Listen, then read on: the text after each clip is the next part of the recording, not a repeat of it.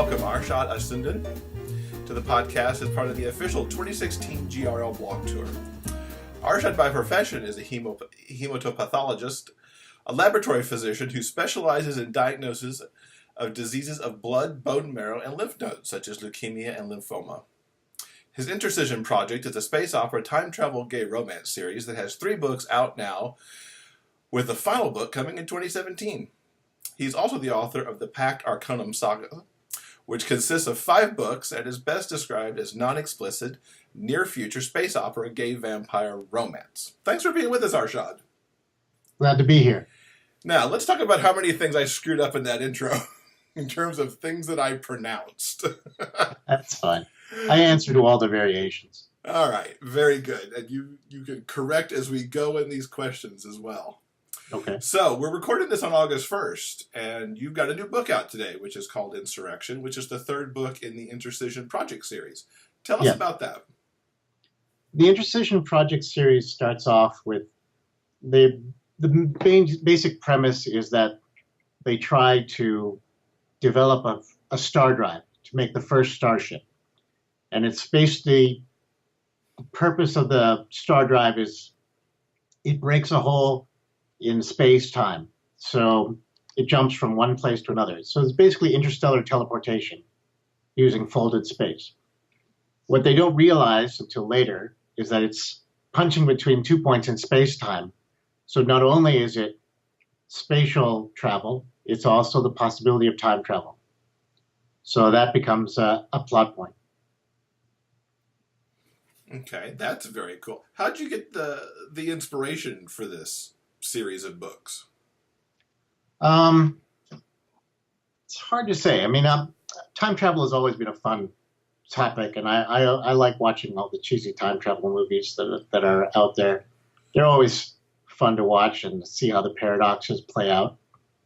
So I was just interested in that subject all the time. So that's why I kind of decided to write my own story and try to make it as, I mean, it's kind of loose science, but it's a little bit hard. I mean, the science is there, but it's long past what we can do. And then you put a gay romance into the middle of all of it. Yeah. Well, yeah.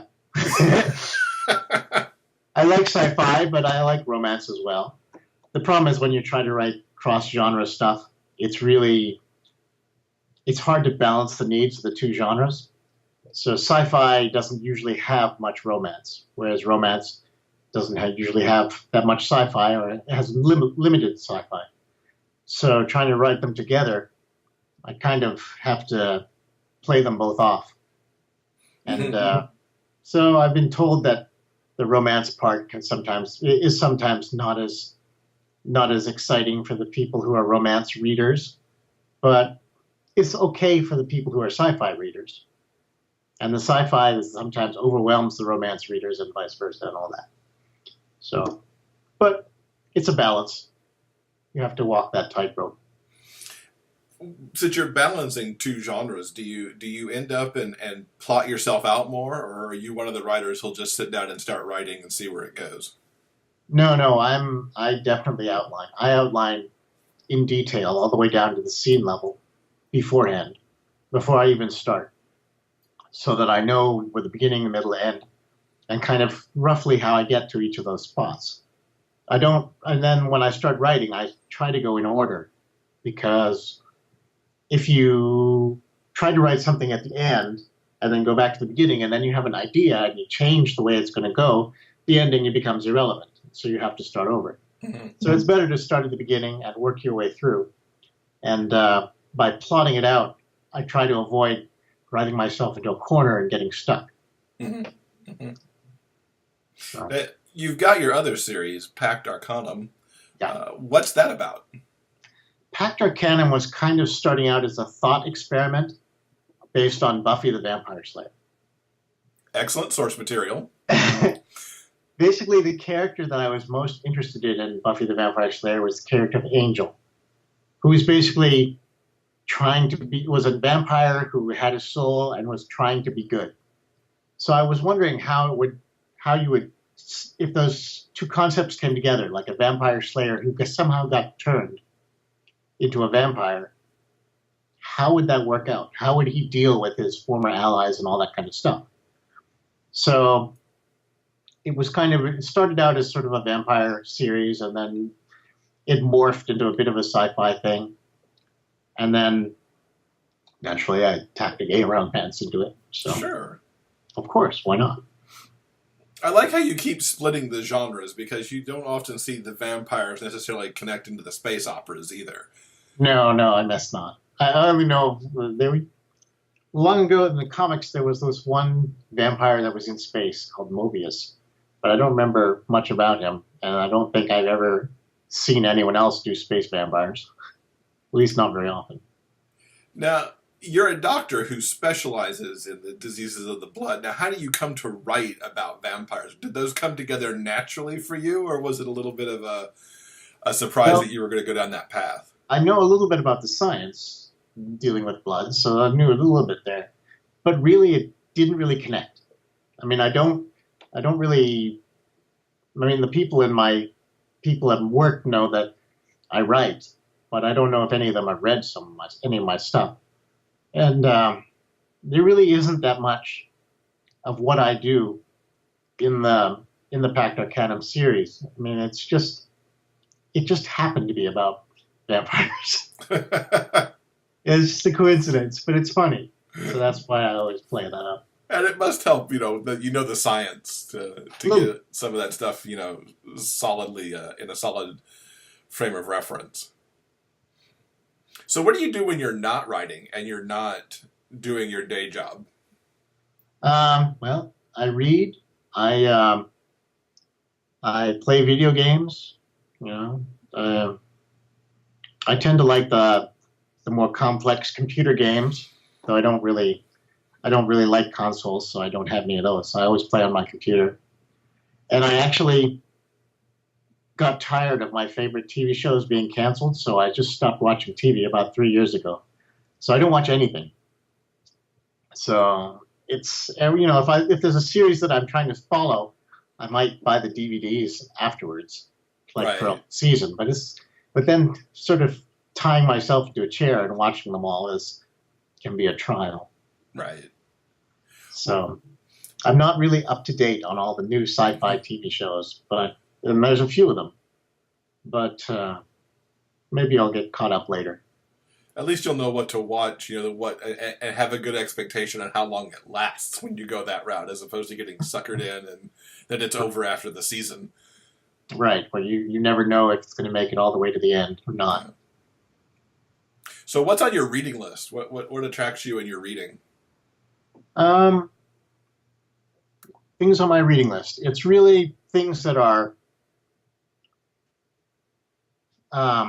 interesting in a conceptual way, as well as from an author that I know writes well and is skilled.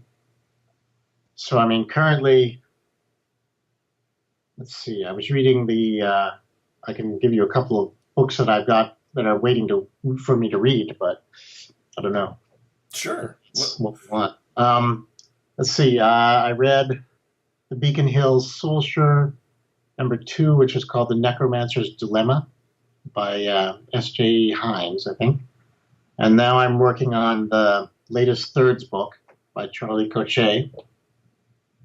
I don't really read that much shifter stuff, so I'm just curious how that's going to work out. Mm-hmm. We'll see.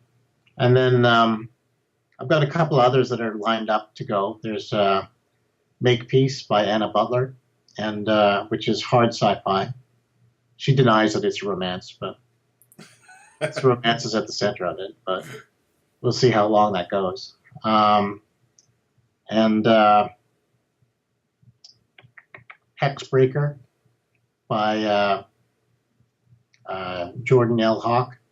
It's one of her sort of mystical books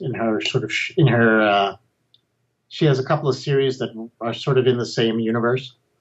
And I really first got into her because she's one Wyborn and Griffin books, which are basically a huge Lovecraft homage all the way through. And I didn't know that.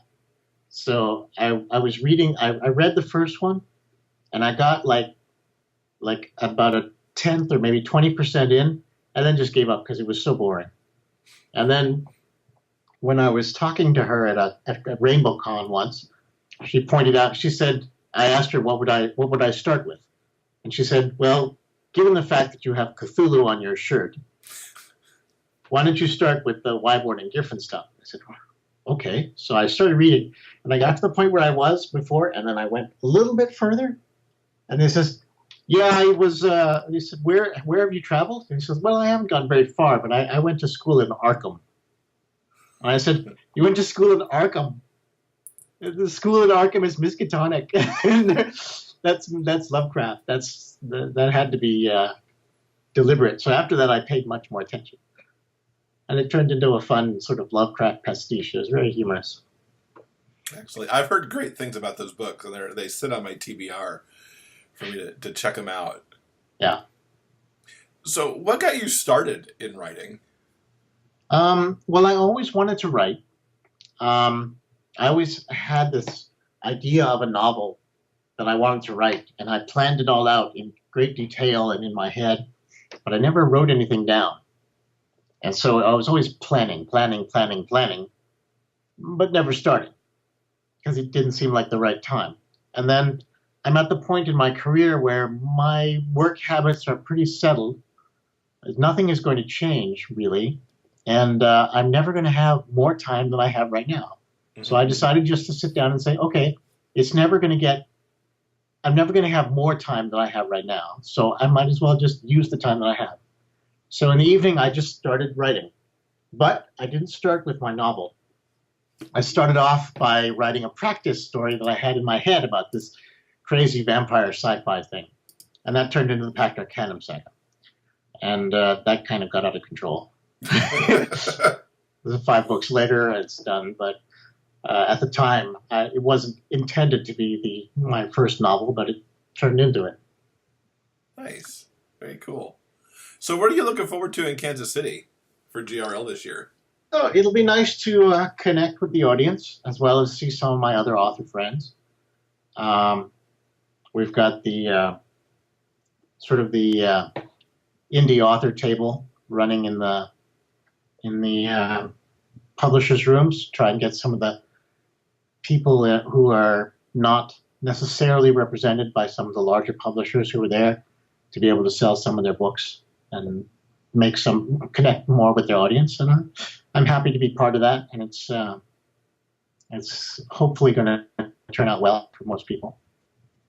So I'm hoping that'll be a positive experience.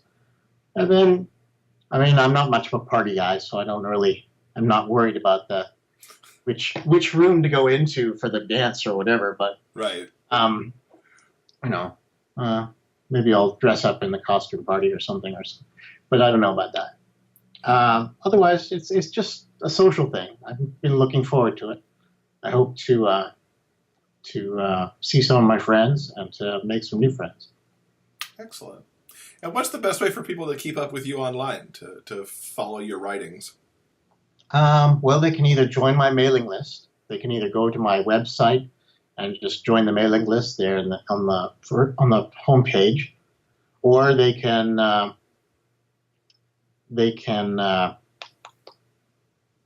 follow me on Facebook. And the other thing is that I'm one of those weird masochistic people who reads all of their reviews. So if they leave an entertaining review on Goodreads or Amazon, I will read it. I may not like it, but I'll read it. And so I've read them all. And sometimes I contact people, and if they say something that I thought was particularly insightful or interesting, or even I'll get in touch with them and just see if I can give them, if there's anything that I can do to help them out or anything like that. So nice.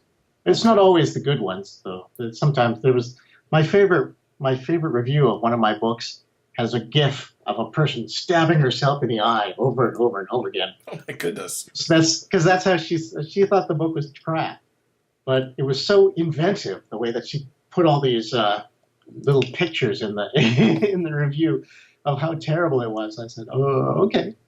At least someone put the effort in. You know, I inspired someone to create this. Yeah. So that's some. I don't know many people who would take whatever. I don't know many people who would take a bad review that well and just be impressed by the effort put into it. So in our show notes, we will leave all of your links to everything so people can find you and the buy links to pick up your books. And we look forward to seeing you in Kansas in a few months. All right, terrific. Thanks for being with us. All right, thanks a lot.